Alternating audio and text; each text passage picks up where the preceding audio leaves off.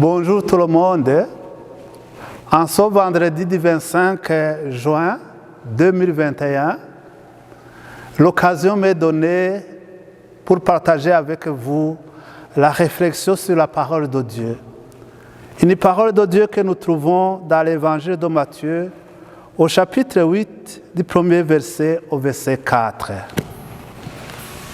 Tu es parole de vie, tu es la source d'amour, oh Jésus-Christ, mon bon pasteur. Alléluia, alléluia,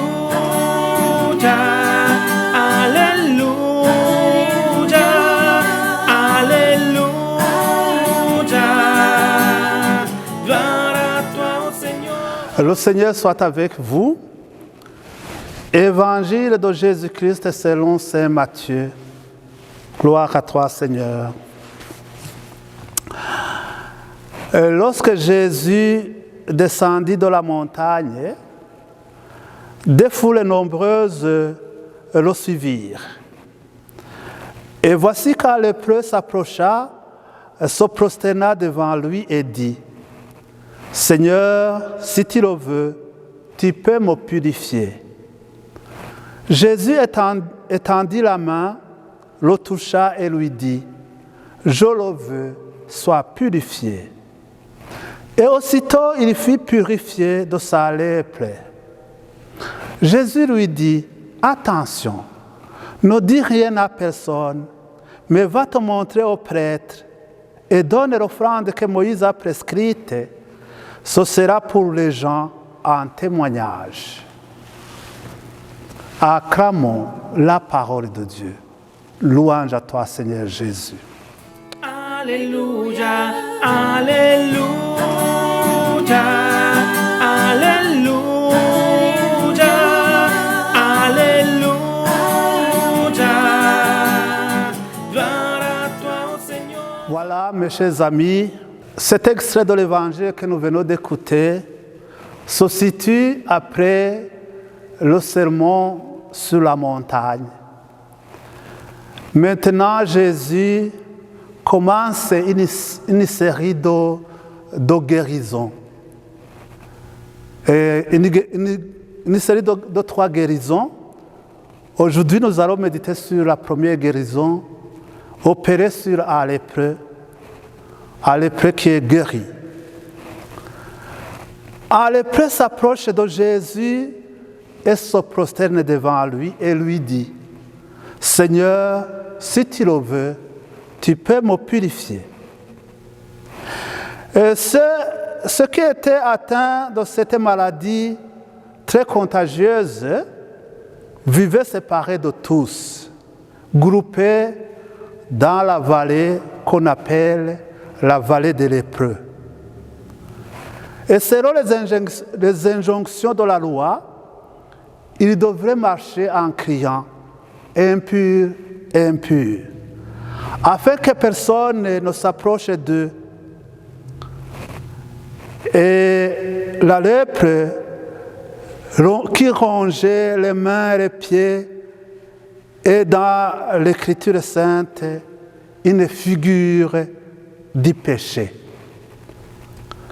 Le péché, c'est la lèpre la plus dangereuse parce qu'il tue l'âme. En parlant du peuple d'Israël, le prophète Isaïe décrit la condition de l'homme pécheur, puis il nous donne la réponse de Dieu. Isaïe nous dit: depuis la plante du pied jusqu'à la tête, il n'y a rien en lui qui soit saint. Tout est blessure et meurtrissure. Les plaies vives et n'ont pas été pansées, ni bandées, ni adoucies avec l'huile.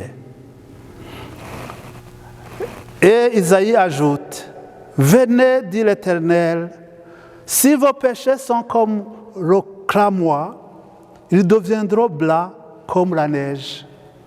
S'ils sont rouges comme de l'écralarte, ils seront comme la laine. Nous trouvons cela dans le livre du prophète Isaïe, premier chapitre, versets 6 et verset 18. Et dans le cas échéant, ce lépreux savait certainement que Jésus pouvait le délivrer de sa lèpre. Mais il dit, si tu le veux.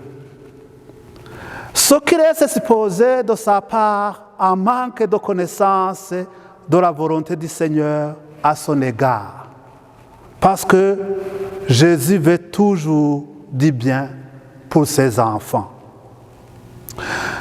Et dans le passage parallèle de Marc, au premier chapitre, verset 40, nous voyons les sentiments du Seigneur envers cet homme. Ému de compassion, est-il précisé?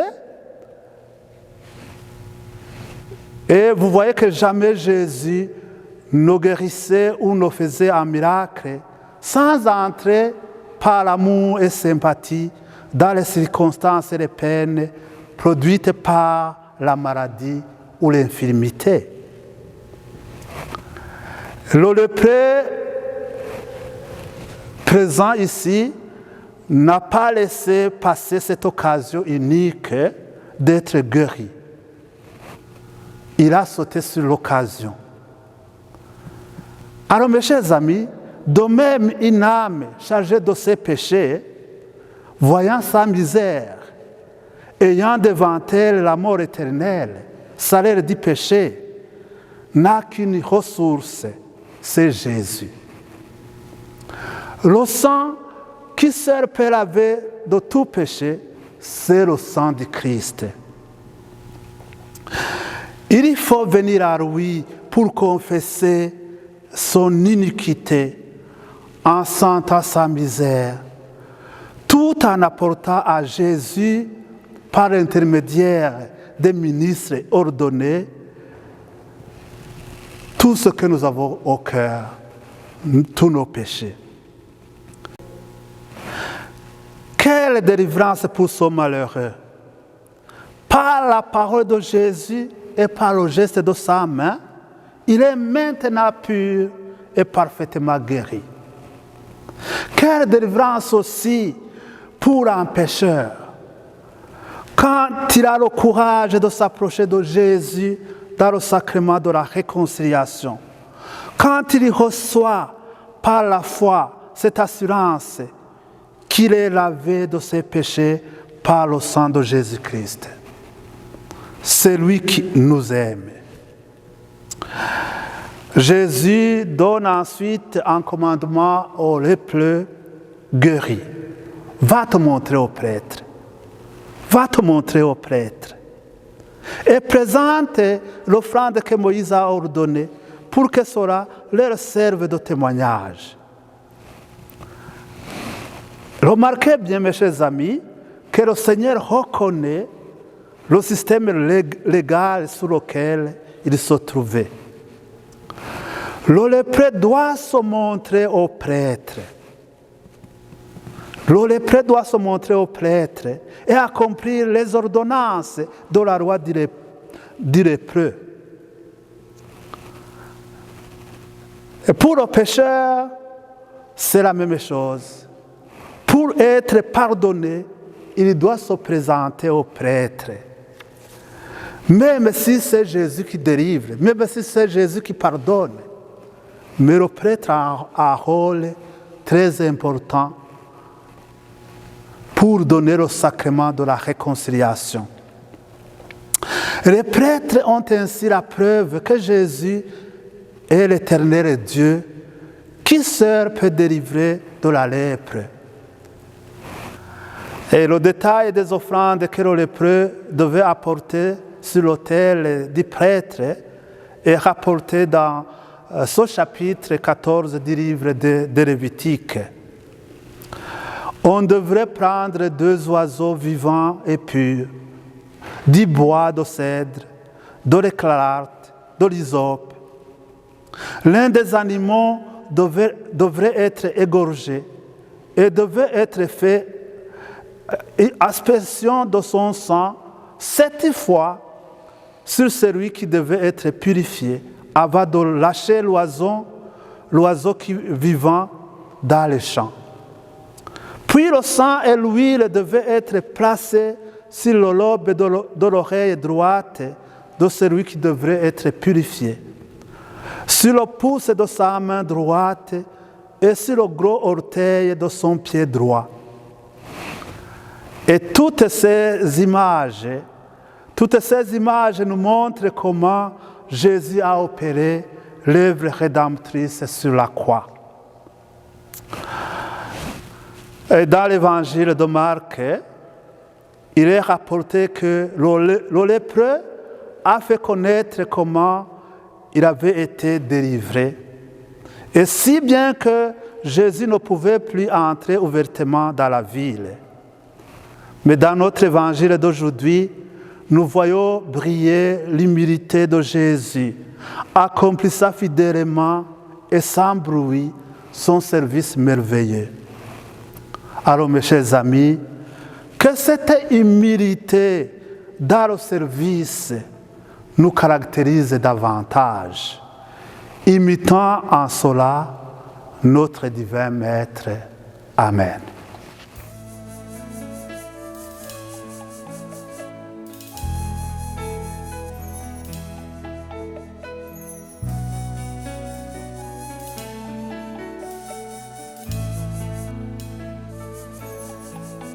Que Dieu Tout-Puissant vous bénisse, le Père, le Fils et le Saint-Esprit. Amen. Allez demeurer dans la paix, dans la joie de Dieu. Au revoir, à la prochaine.